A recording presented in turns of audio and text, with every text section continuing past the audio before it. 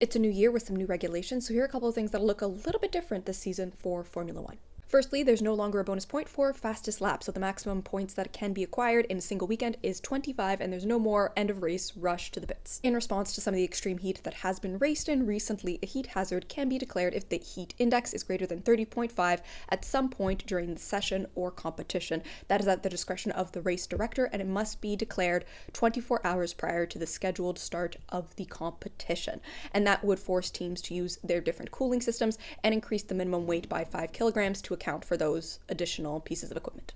The number of young driver sessions has been doubled. Instead of the singular session that a competitor has to give up, it is now 2. The loophole that was highlighted in Brazil last year when a rain delay bumped qualifying to the next day, and it was questionable if it would occur or not, has been closed up. Now, if qualifying cannot take place, the starting grid will be determined by championship standings. But what if there are no championship standings yet? Don't worry, they have made note of that as well. That will be at the sole discretion of the steward, and really that's only applicable for the first race of the season. And finally, a tweak to the penalties. This is in reference to how a penalty is served, the procedures around it. So if a driver does not properly serve a penalty, it gives the stewards a bit more freedom than just disqualification to respond to the infraction.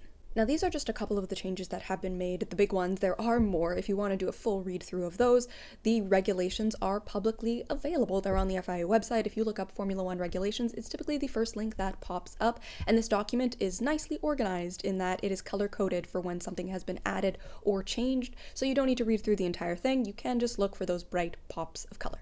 And as always, if you have any fun facts to add or questions, pop them in the comments.